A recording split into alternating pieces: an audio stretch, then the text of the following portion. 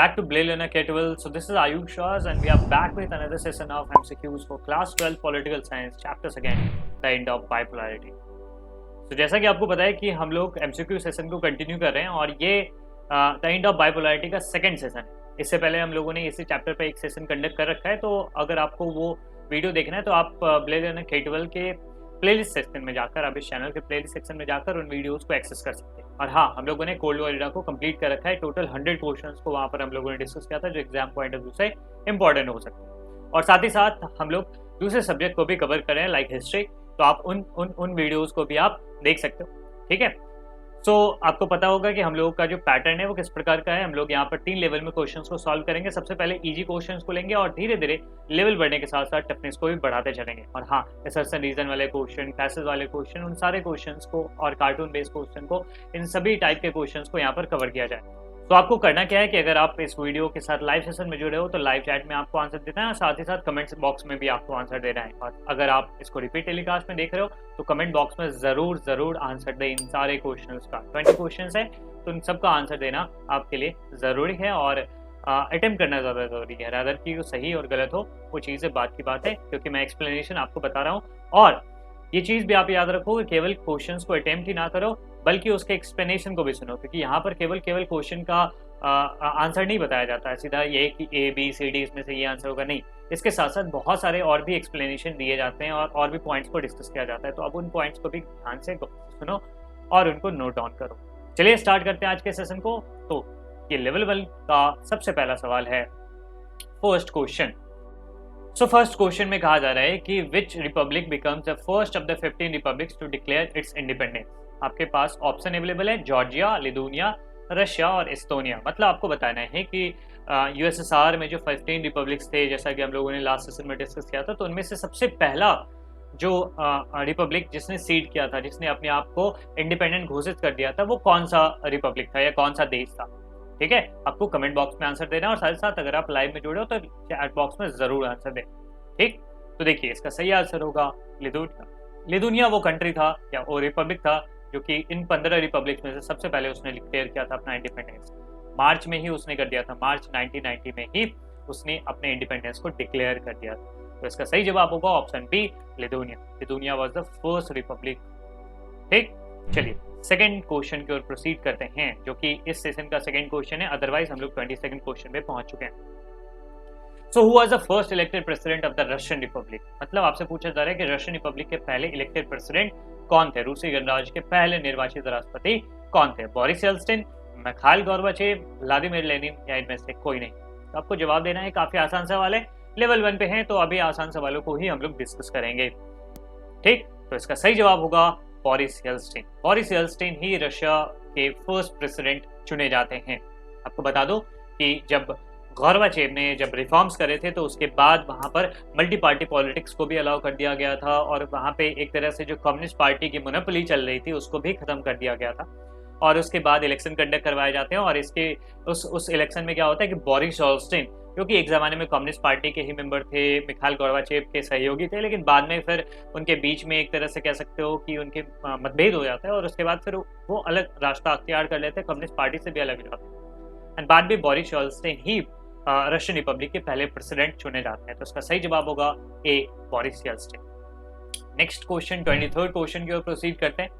Which country inherited the Soviet seat in the United Nations Security Council? संयुक्त राष्ट्र सुरक्षा परिषद में सोवियत सीट किस देश को विरासत में मिली। आपको पता है यूनाइटेड नेशन सिक्योरिटी काउंसिल में 15 नेशंस होते हैं, जिसमें से 5 जो होते हैं परमानेंट होते हैं और 10 जो होते हैं वो आप कह सकते हो नॉन परमानेंट होते हैं या टेम्पररी होते हैं, जिनका कार्यकाल केवल 2 सालों के लिए होता है। तो इन 5 परमानेंट कंट्रीज में आपको पता होगा कि यूएसए, चाइना, फ्रांस,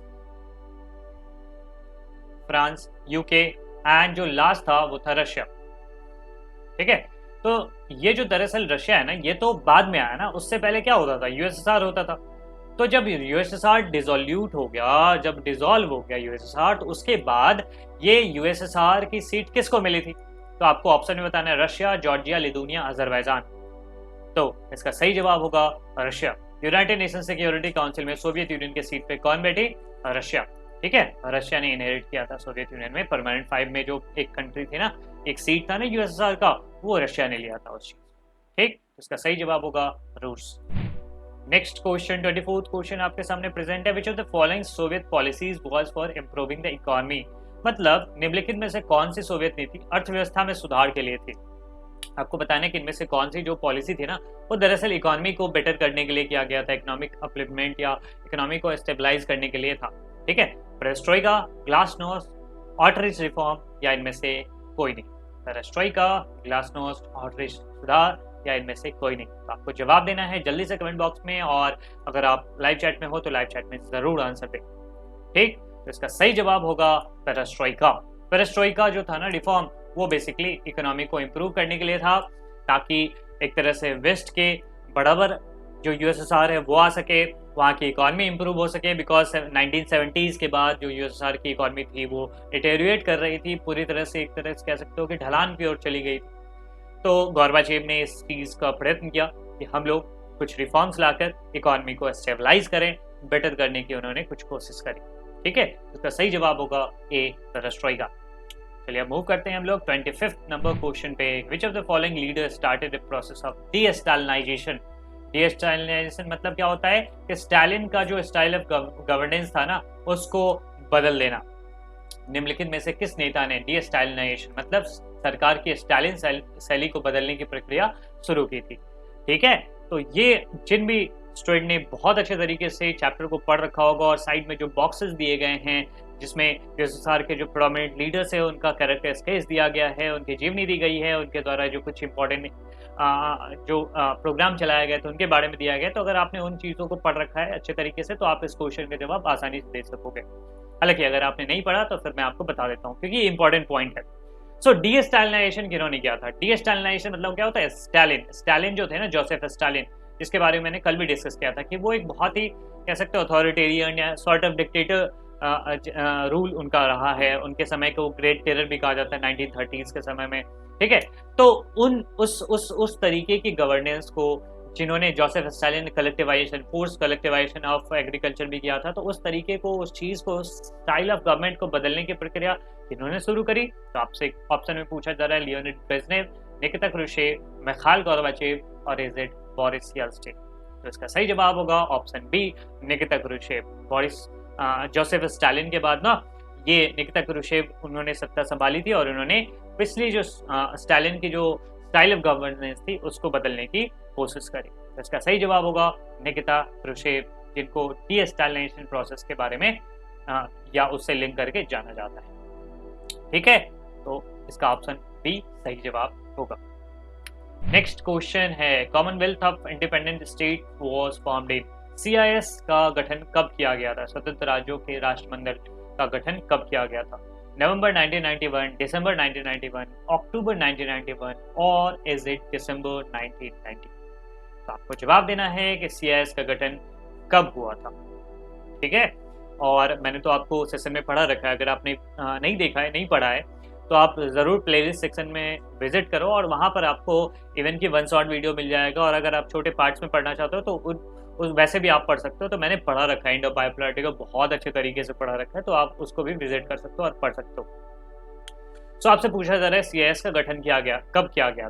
तो इसका सही जवाब होगा दिसंबर 1991, बी ऑप्शन सही जवाब होगा। और टू बी प्रिसाइज 8 दिसंबर 1991 को दरअसल 3 देशों के जो प्रमुख थे, रशिया, यूक्रेन एंड बेलारूस, इन तीनों देश के प्रमुख ने एक ट्रीटी पे साइन किया दरअसल, और ये था कि CIS का गठन। और CIS का गठन कब हुआ? 8 दिसंबर 1991। मतलब इन्होंने एक तरह से ये कहा कि अब हम सोवियत यूनियन के पार्ट नहीं हैं और हम सारे कंट्रीज अलग अलग हैं, मतलब इंडिपेंडेंट है, और हम लोग मिलाकर एक ग्रुप बनाते हैं। और उस ग्रुप का नाम रखा था उन्होंने CIS, Commonwealth of independent states. ठीक, चलिए 27th क्वेश्चन की ओर प्रोसीड करते हैं। Who was the leader of the Soviet Union at the time of Afghanistan invasion? मतलब अफगानिस्तान पर आक्रमण के समय सोवियत संघ का नेता कौन था? ये जवाब देना है आपको। तो जल्दी से कमेंट सेक्शन में सबसे पहले ये बता दीजिए कि अफगानिस्तान इन्वेजन किस साल हुआ था। जल्दी से बताइए आप लोग, इन विच ईयर अफगानिस्तान इन्वेजन, क्योंकि मैंने आपको पिछले लेक्चर में पढ़ाया है इसके बारे में कि अफगानिस्तान का इन्वेजन किस साल हुआ था। ठीक है, तो आई होप कि आप लोगों ने सही जवाब दे दिया होगा, और साथ ही साथ आपको अब बताना है इस सवाल का जवाब कि कौन से लीडर थे उस समय जब अफगानिस्तान पे इन्वेजन किया गया था यूएसएसआर के द्वारा। तो इसका सही जवाब होगा लियोनिड ब्रेजनेव। ए ऑप्शन इसका सही जवाब है। लियोनिड ब्रेजनेव के समय में यूएसएसआर पे इन्वेजन किया गया था। और मैंने तो लेक्चर में आपको पढ़ा भी रखा है कि ब्रेजनेव डॉक्ट्रिन भी था एक। ब्रेजनेव डॉक्ट्रिन क्या था कि सोवियत यूनियन के जितने भी पार्ट्स हैं, सोवियत यूनियन में आपको पता है कि 15 रिपब्लिक्स थे, और जिस किसी भी पार्ट में अगर कम्युनिस्ट सरकार के अगेंस्ट में अगर आवाज उठेगी तो उसको दबा दिया जाएगा, उसको क्रश कर दिया जाएगा। तो ये था ब्रेजनेव डॉक्ट्रिन। समझ में आई चीज है? ब्रेजनेव डॉक्ट्रिन क्या था, मैं फिर से रिपीट कर दूं। ब्रेजनेव डॉक्ट्रिन मतलब ब्रेजनेव साहब की पॉलिसी ये थी, लियोनिड ब्रेजनेव की पॉलिसी ये थी कि अगर कहीं भी कम्युनिस्ट गवर्नमेंट के खिलाफ आवाज उठती है तो उसको दबा दिया जाए। ठीक है, तो ये चीज, तो इसी के तहत उन्होंने अफगानिस्तान में, आपको पता है कि कम्युनिस्ट लीडर की वहां पर हत्या कर दी गई थी, तो फिर यहाँ पे इंटर होते हैं अफगानिस्तान में यूएसएसआर की फोर्स। ठीक है, और वो साल था, आई होप कि आपने बता रखा होगा, वो साल था 1979। ठीक है, चलिए अब हम लोग आगे बढ़ते हैं नेक्स्ट क्वेश्चन की ओर। What was the purpose of glasnost? Glasnost का पर्पस क्या था? Military parity, revival of Stalinist thought, the expansion of Soviet state, or is it openness of speech of expression? मतलब सैन्य समानता, स्टालिनवादी विचार का पुनरुद्धार, सोवियत राज्य का विस्तार, या फिर अभिव्यक्ति का खुलापन। तो इसमें से बताना है कि ग्लासनोस्ट का पर्पस मेन क्या था। और आपको पता है कि पेरेस्ट्रोइका और ग्लासनोस्ट वाला जो रिफॉर्म है ना, वो किन्होंने इंट्रोड्यूस किया था? मिखाइल गोर्बाचेव ने।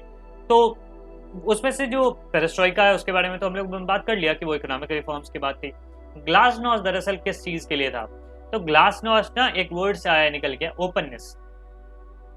अगर आप ग्लास को देखोगे तो उससे ही ये चीज आप लिंक कर सकते हो कि ग्लास मतलब क्या होता है, ओपननेस। वहां मतलब ट्रांसपेरेंट वाली चीज हो जाएगी। तो ट्रांसपेरेंसी वाली चीज कौन से ऑप्शन में है? तो D option, openness of speech and expression. दरअसल ग्लासनोस्ट के थ्रू स्पीच एंड एक्सप्रेशन का फ्रीडम दिया गया था। ठीक है, इवन की पॉलिटिकल फ्रीडम की भी बात करी गई थी। आप सरकार को क्रिटिसाइज कर सकते हो, सरकार के खिलाफ लिख सकते हो, जो सब पहले पॉसिबल नहीं था मिखाइल गोर्बाचेव के शासनकाल से पहले। तो ये चीजें इस ग्लासनोस्ट वाले रिफॉर्म से इंश्योर किया गया था। राइट, चलिए 29th नंबर क्वेश्चन पे हम लोग प्रोसीड करते हैं, और ये लेवल फर्स्ट का second last question. When did the Soviet Union collapse? निहायत ही आसान सवाल है आपके सामने कि सोवियत संघ का पतन कब हुआ था, किस वर्ष हुआ था? 1989, 1990, 1991, और इज इट 1992? बहुत ही आसान सवाल है, आई होप सभी बच्चे इसका जवाब दे देंगे। ठीक है, तो सोवियत यूनियन का जो कोलैप्स है वो हुआ था 1991 में। ठीक है, तो इसका सही जवाब होगा 1991, ऑप्शन सी।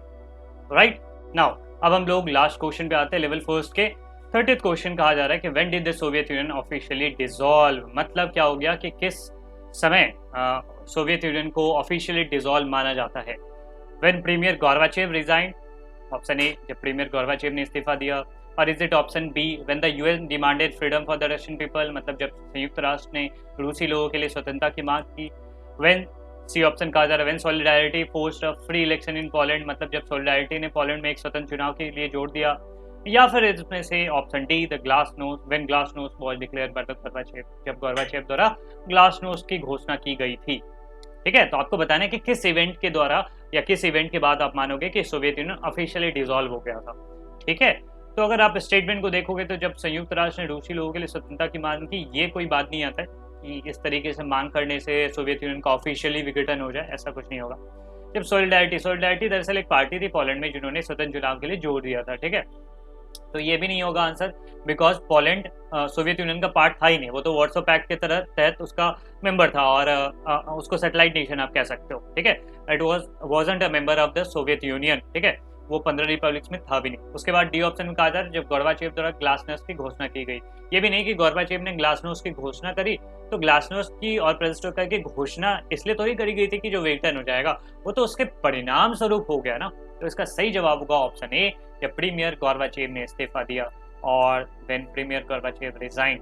ठीक है, तो वो तारीख भी आप याद रखो, 25 दिसंबर 1991, क्रिसमस के दिन 1991 में Gorbachev, Mikhail Gorbachev was then the premier of union of Soviet socialist republic, resign, and at that point, at that date, Soviet Union officially dissolved. ठीक, तो ये चीज़ आप याद रखोगे। चलिए थोड़ा सा टफनेस हम लोग इंक्रीज करते हैं और प्रोसीड करते हैं लेवल 2 पे। 31st क्वेश्चन है आपके सामने का, arrange the following events in the chronological order first to last, मतलब आपको क्रोनोलॉजिकल ऑर्डर में इसको व्यवस्थित करना है, फर्स्ट से लास्ट, मतलब सबसे पहले हुआ था, उसके बाद उसके बाद उसके बाद, ठीक है। तो आपके सामने ऑप्शन अवेलेबल है, Soviet invasion of Afghanistan, fall of Berlin wall, disintegration of Soviet union, Russian revolution, और ऑप्शन आपके सामने है ACBD, DCAB, DACB, DABC, ठीक है। चलिए आप जवाब दीजिए कमेंट बॉक्स में, ध्यान से पढ़ लीजिए क्योंकि थोड़ा सा ये टाइम लेने वाला सवाल है, तो आप इसको पढ़कर निश्चिंत होकर आंसर के लिए सुनिश्चित होकर तभी आंसर, ठीक है। आप देख लें कि कब कब हुआ था, कौन कौन साल में हुआ था, और हाँ अगर आपको एक दो भी पता है तो भी आप एलिमिनेट करने की कोशिश कर सकते हो, ठीक है ये चीज। तो चलिए अब आंसर की ओर चलते हैं। सबसे पहले देखते हैं कि ए कब हुआ था, ए वाला जो इवेंट है, सोवियत इन्वेजन ऑफ अफगानिस्तान, मैंने अभी बताया 1979 में हुआ था। फॉल ऑफ बर्लिन वॉल कितनी बार बता चुका हूँ, 9 नवंबर 1989 को हुआ था। डिसइंटीग्रेशन ऑफ सोवियत यूनियन ये 1991 में हुआ था, अभी बताया मैंने। Russian revolution 1917। तो मतलब क्या हो गया, सबसे पहले डी होगा, उसके बाद ए, उसके बाद बी और सी। तो इस तरीके से हमारा आंसर जो हो जाता है वो होता है ऑप्शन डी, DABC, ठीक है। तो ये हो गया आपका सही जवाब। क्वेश्चन नंबर 32 पे हम लोग चलते हैं, और 32 क्वेश्चन में कहा जा रहा है कि which one of the following wasn't a factor that forced Gorbachev to initiate the reforms in the USSR? निम्नलिखित में से कौन सा एक कारक नहीं था जिसने गोर्बाचेव को यूएसएसआर में सुधार शुरू करने के लिए मजबूर किया था? सो ऑप्शन पढ़ो आप। To democratise and reform the Soviet Union, मतलब सोवियत संघ का लोकतांत्रिकरण और सुधार करने के लिए। Option B, to keep the USSR abreast of the information and technological revolution taking place in the west, USSR को पश्चिम में हो रही सूचना और तकनीकी क्रांतियों से अवगत कराना। To normalise relation with the west, पश्चिम के साथ संबंधों को सामान्य करने के लिए। या फिर to defeat the USA in the cold war, शीत युद्ध में संयुक्त राष्ट्र अमेरिका को हराने के लिए। तो आपको बताना है कि इनमें से कौन सा फैक्टर नहीं था जिसने गोर्बाचेव को रिफॉर्म्स इंट्रोड्यूस करने के लिए मजबूर किया, ठीक है। तो आपको जवाब देना है, याद रखना है कि वॉजंट पूछा जा रहा है। ऑप्शन ए को अगर आप देखोगे तो इसमें लिखा हुआ to democratise and reform the Soviet Union, ये तो रीजन था ही, इसी के लिए तो गोर्बाचेव ने रिफॉर्म्स इंट्रोड्यूस करा था ना, तो ये ऑप्शन बिल्कुल सही है। दूसरा कहा जा रहा है कि to keep the USSR abreast of the information technological revolution, बिल्कुल वेस्ट में जो भी चीजें हो रही थी उसके एट पार रखने के लिए गोर्बाचेव ने रिफॉर्म्स करा था, तो ऑप्शन बी भी सही होगा। To normalise relation with the west, मतलब वेस्ट के साथ रिलेशंस को नॉर्मलाइज करने के लिए, वेस्ट के साथ कोऑपरेट करने के लिए, तो ये भी चीज गोर्बाचेव के लिए एक तरह से कह सकते हो कि it was one of factor that led to the introduction of reforms, तो ये भी ऑप्शन सही होगा। तो सही क्या नहीं होगा, ऑप्शन डी। और आपसे पूछा ही जा रहा है wasn't to defeat the US in the cold war, इसलिए थोड़ी गोर्बाचेव ने रिफॉर्म्स इंट्रोड्यूस करा था कि यूएसए को हरा देंगे, वो मकसद थोड़ी था। हराना है तो फिर लड़ाई करना पड़ेगा, स्ट्रैटेजी बनानी पड़ेगी, रिफॉर्म्स इंट्रोड्यूस करके यूएसए थोड़ी हारने वाला है। तो ये सही जवाब होगा because it wasn't a reason behind that, ठीक। चलिए नेक्स्ट क्वेश्चन की ओर प्रोसीड करते हैं। 33rd question, Which among the following is not an outcome of the disintegration of the USSR? निम्नलिखित में से कौन सोवियत संघ के विघटन का परिणाम नहीं था, ठीक है। तो आपको बताना है। Option A, end of ideological war between the US and the USSR, America और सोवियत संघ के बीच वैचारिक युद्ध का अंत। बर्थ ऑफ द सीआईएस का जन्म, मतलब कॉमनवेल्थ ऑफ इंडिपेंडेंट स्टेट का जन्म। Change in balance of power in the world order, मतलब विश्व व्यवस्था में शक्ति संतुलन में परिवर्तन। या फिर crisis in the middle east, मध्य पूर्व में संकट। तो आपको बताना है कि सोवियत संघ के विघटन के कारण, या आप कह सकते हो उसके डिसइंटीग्रेशन के कारण क्या नहीं हुआ था। देखिए अमेरिका और सोवियत संघ के बीच वैचारिक युद्ध का अंत बिल्कुल हो गया था। अगर कोल्ड वॉर ही खत्म हो गया, यूएसएसआर ही डिसइंटीग्रेट हो गया, इसका मतलब आइडियोलॉजिकल वॉर था वो भी खत्म हो गया। तो ऑप्शन ए तो होने तरह, बिकॉज ये सही स्टेटमेंट है। Birth of CIS, Commonwealth of independent state का बर्थ होता है बिल्कुल डिसइंटीग्रेशन होने के कारण ना सीआईएस का जन्म होता है। और सीआईएस का जन्म कब होता है जल्दी से बता दीजिए, 8 दिसंबर 1991 में, ठीक है।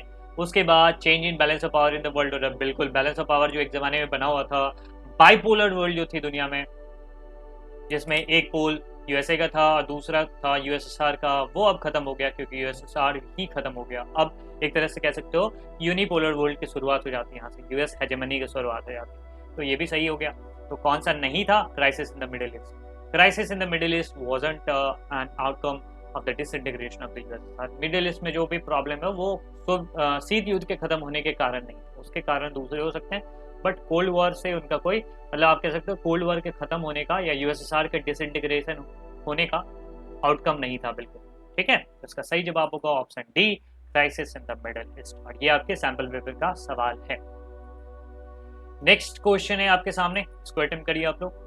Which one of the following wasn't a reason behind the fall of the USSR? मतलब USSR के फॉल के पीछे रीजन क्या नहीं। पिछले क्वेश्चन में हम लोगों ने देखा था आउटकम क्या नहीं था, यहाँ पर पूछा जा रहा है रीजन क्या नहीं है, ठीक है, या क्या नहीं था।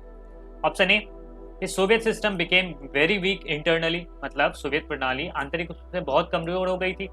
Economic stagnation led to the consumer shortage, मतलब आर्थिक ठहराव के कारण उपभोक्ता वस्तुओं की कमी हो गई थी। Next, Soviet resources were directed towards arms race, मतलब सोवियत संसाधनों को हथियारों की दौड़ की ओर निर्देशित किया गया था, मतलब उस संसाधन का उपयोग आर्म्स रेस के लिए किया जा रहा था। और चौथा है शॉक थेरेपी वाज इंट्रोड्यूस। ध्यान से आपको पढ़ना है, स्टेटमेंट सबको आराम से पढ़िए और सुनिश्चित हो जाइए कि यही जवाब होगा, तभी आप आंसर दें। ठीक है, हड़बड़ी में गड़बड़ी नहीं करनी। यूएसएसआर के पतन के पीछे इनमें से कौन सा कारण नहीं था? ए तो बिल्कुल ही कारण था, क्योंकि सोवियत संघ इंटरनली बहुत ज्यादा कमजोर हो गई। बी भी कारण था, यहाँ पे इकोनॉमिक स्टैग्नेशन देखने को मिला 1970s के बाद, और इसके कारण से कंज्यूमर गुड्स का शॉर्टेज देखने को मिला, जिसके कारण से आप एक तरह से कहोगे कि जो अवेलेबिलिटी थे रिसोर्सेज की या प्रोडक्ट्स की वो बहुत कम हो गई। नेक्स्ट, सी ऑप्शन भी बिल्कुल सही है कि सोवियत रिसोर्सेज का यूज करा जा रहा था आर्म्स रेस में, मिसाइल बनाने के लिए, न्यूक्लियर वेपन बनाने के लिए, उन सब चीज़ों के लिए यूज किया जा रहा था रैदर इकोनॉमिक डेवलपमेंट के लिए। तो ये भी एक रीजन था। इसका कौन सा रीजन नहीं था? वो ये shock therapy was introduced. It was sort of outcome, not a reason. ठीक है, ये एक आउटकम था। ठीक है, ये कोई रीजन नहीं था। कह सकते हो कि यूएसएसआर के डिसइंटीग्रेशन के बाद ये चीजें आई निकल के आई, ये पहले का थोड़ी कारण था। कारण मतलब जैसे मान लीजिए यूएसएसआर का डिसइंटीग्रेशन हुआ तो रीजन तो पहले वाली चीजें होंगी ना, जिसके कारण से ये टूट गया। आउटकम तो बाद वाली चीजें होंगी। तो हमसे क्या पूछा जा रहा है? रीजन पूछा जा रहा है कि मतलब पहले क्या ऐसी चीजें घटी जिसके कारण से यूएसएसआर का डिसइंटीग्रेशन हो गया। इसका सही जवाब होगा option D, shock therapy was introduced. I hope आप सभी लोग जवाब दे रहे होगे और सही जवाब दे रहे होगे। सेकेंड लेवल का ये लास्ट सवाल है, which of the following leader is associated with the detente phase with the US.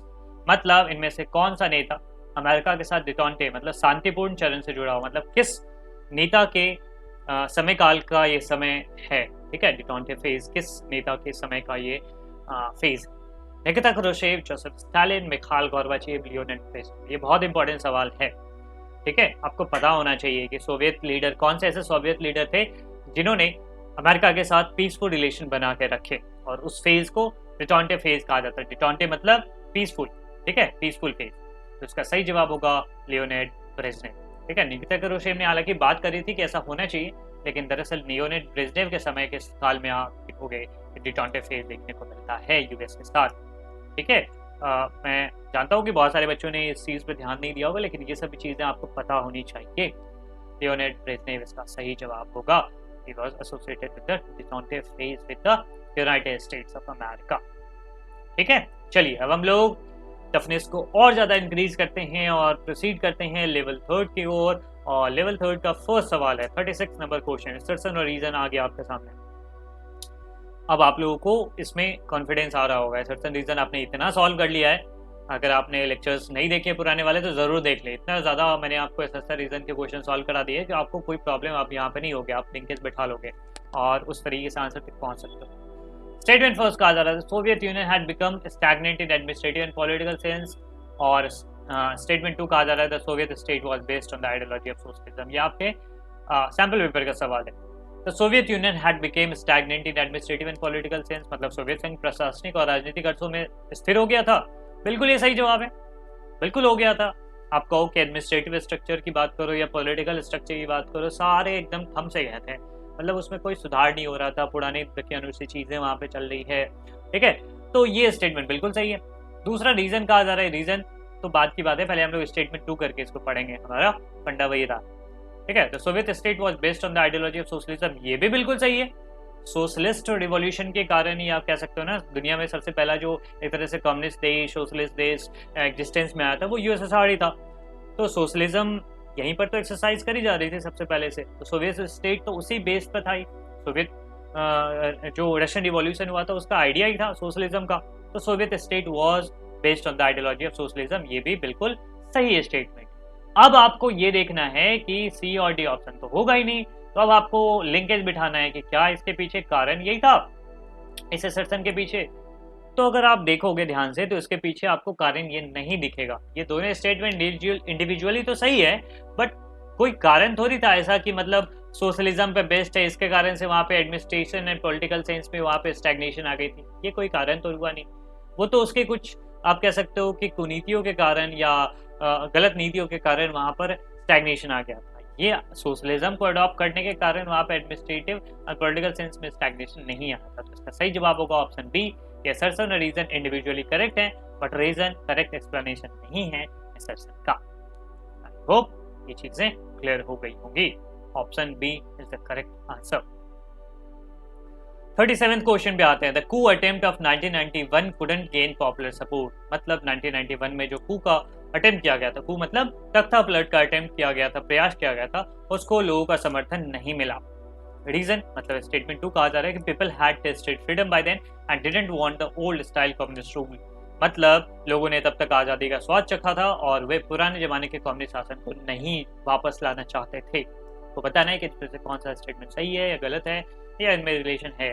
तो स्टेटमेंट फर्स्ट देते हैं कि coup attempt of 1991 couldn't gain popular support. ये बिल्कुल सही जवाब है, क्योंकि जब 1991 में मिखाइल गोर्बाचेव को हटाने के लिए एक कू अटेम्प्ट होता है, तख्ता पलट करने की कोशिश करी जाती है, जिसमें वाइस प्रेसिडेंट इवन की आर्मी के जो हेड होते हैं, सीक्रेट पुलिस के जो हेड होते हैं, वो सब मिलके मिखाइल गोर्बाचेव को हटाने की कोशिश करते हैं। क्यों हटाने की कोशिश करते हैं? क्योंकि मिखाइल गोर्बाचेव रिफॉर्म्स कर रहे थे और रिफॉर्म्स के कारण जो कम्युनिस्ट पार्टी का जो आइडन फेस था ना, या कह सकते हो कंट्रोल था, वो कम होता हुआ जा रहा था, वो डाइल्यूट होता रहा था उनका पावर।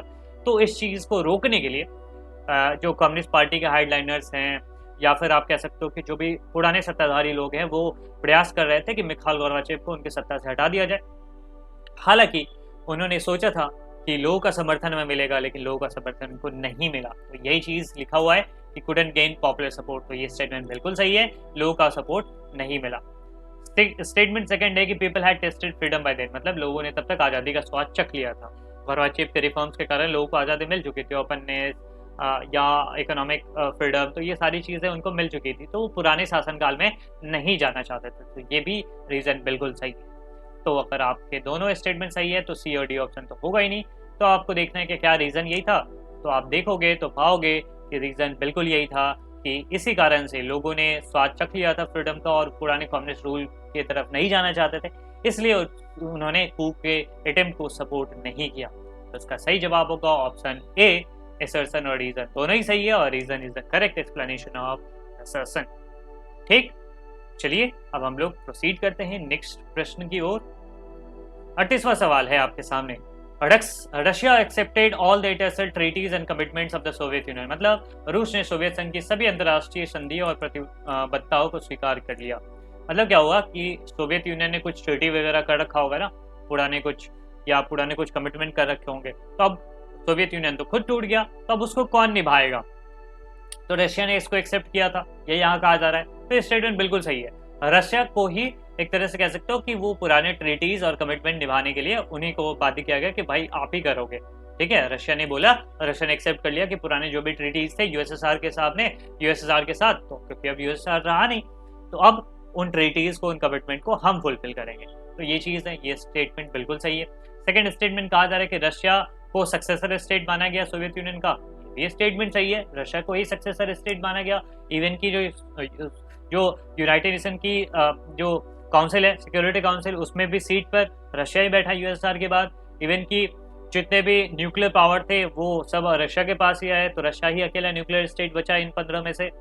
तो रशिया को ही सक्सेसर माना गया। वो होता है ना कि पिताजी चले गए तो बड़े बेटे को सत्ता मिलेगी, अब तो गद्दी पे बड़ा बेटा बैठेगा। तो कुछ ऐसा ही था कि यूएसएसआर तो टूट गया, लेकिन उसमें सबसे बड़ा रिपब्लिक था वो रशिया था, तो अब सत्ता उसी के पास होगी, गद्दी उसी को मिलेगी। तो उसी को एक्सेप्ट किया गया as the successor state of the Soviet Union.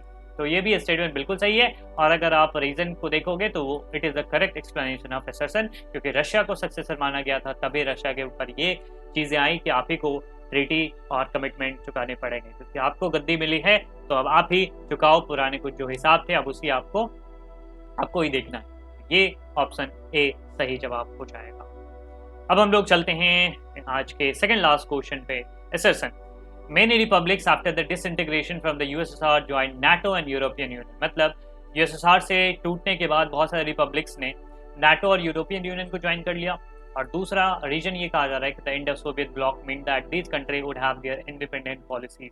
मतलब सोवियत ब्लॉक के खत्म होने का ये मतलब था कि इन देशों की अब अपनी स्वतंत्र नीतियां होंगी। तो स्टेटमेंट फर्स्ट देखते हैं, क्या ऐसा हुआ था कि बहुत सारे रिपब्लिक थे, पुराने दामन को छोड़ के नए दामन की ओर चले गए, नाटो और यूरोपियन यूनियन को ज्वाइन कर लिया, जो एक ज़माने में नाटो इनका दुश्मन हुआ करता था। क्या ऐसा कर लिया गया था? बिल्कुल। जो बाल्टिक सी के पास जो कंट्रीज थे ना, बाल्टिक रिपब्लिक्स, उन्होंने तो बिल्कुल कर लिया, उन्होंने नाटो को भी ज्वाइन कर लिया, यूरोपियन यूनियन के भी पार्ट है कुछ कुछ कंट्रीज, तो ये देखने को मिला था। तो पहला स्टेटमेंट बिल्कुल सही है। दूसरा रीजन कहा जा रहा है कि सोवियत ब्लॉक के खत्म होने का ये मतलब था कि सारे कंट्रीज के अपनी अपनी इंडिपेंडेंट पॉलिसीज हो गए। बिल्कुल, ये भी सही जवाब है या सही स्टेटमेंट है कि सोवियत ब्लॉक जो खत्म हो गया, यूएसएसआर जो डिसइंटीग्रेट हो गया, इसका मतलब यही हुआ कि 15 कंट्रीज के अब अपनी अपनी इंडिपेंडेंट पॉलिसीज होंगे। अब वो रशिया के डोमिनेट पे या यूएसएसआर के कहने पे अपनी नई चीजें बनाएंगे, अपनी पॉलिसीज को फ्रेम करने के लिए वो पूरी तरह से फ्री। ठीक है, तो ये रीजन वाला जो स्टेटमेंट है ये भी बिल्कुल सही है। तो क्या आप देखो कि क्या इन दोनों के बीच में कोई लिंकेज है या रीजन यही है? बिल्कुल यही तो है, तभी तो आप अपने इंडिपेंडेंट पॉलिसीज को फ्रेम करने के लिए फ्री हो, तभी तो आप नाटो और यूरोपियन यूनियन को ज्वाइन कर पा रहे हो। ठीक है, अगर आप फ्री नहीं रहते तो फिर आप इनको कैसे ज्वाइन करते? ठीक है, तो इसका सही जवाब होगा ऑप्शन ए, असर्शन और रीजन दोनों ही सही है, और रीजन ही करेक्ट एक्सप्लेनेशन है असर्शन का। ठीक, तो आज हम लोग बढ़ते हैं अगले प्रश्न की ओर, जो कि आज का सबसे अंतिम सवाल है। ठीक है, सो असर्शन में कहा जा रहा है कि the people of Central Asian republics were reluctant to secede from the Soviet Union. मतलब सेंट्रल एशिया के सेंट्रल एशियन रिपब्लिक मतलब कौन? ये जो स्थान वाले देश है, तजाकिस्तान, तुर्कमेनिस्तान, किर्गिस्तान, उज्बेकिस्तान।